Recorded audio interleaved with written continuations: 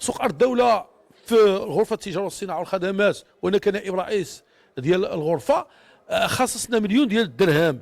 ماشي غير هذا السوق، خاصنا مليون درهم كبدايه في اطار جميع الكوارث اللي كتسمى الحرائق على مستوى الجهه، وهذه هي كبدايه. يمكن ان نضيفوا اموال اخرى في هذا المجال هذا هو باش نفتحوا هذا البوند هذا، لان الحريق جا بطريقه مفاجئه. فتحناه بمليون درهم وفتحناه في الميزانيه اللي جاز التعديل ديالها في الدوره الفائته، هي الدوره ديال فبراير.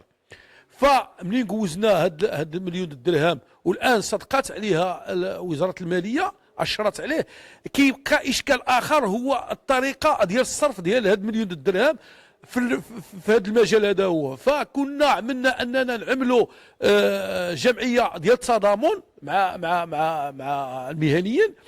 هذه الجمعيه احنا عندنا جمعيه اقليميه، ملي كانت الغرفه اقليميه، الان غرفه رجعت جهويه، خصنا نعملوا جمعيه ديال التضامن جهويه. فالان طلبنا من الرئيس انه يستدعي رئيس الجمعيه او اللي راسلو الاقليميه انه يحول، باش نربحوا الوقت، يحول هذه الجمعيه هذه في اطار، انا واحد العضو من هذه الجمعيه هذه، من اقليميه الى جهويه، ونفتحوا هذا المجال هذا هو.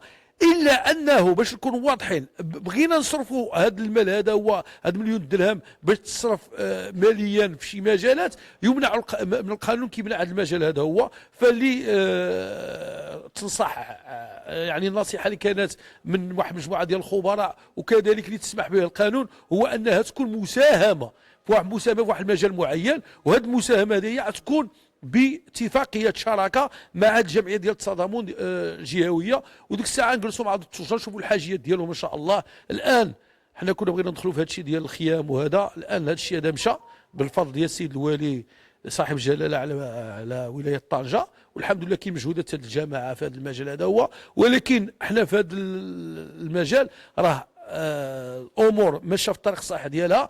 الخير فوقاش ما جا ينفع ان شاء الله، والخير القدام.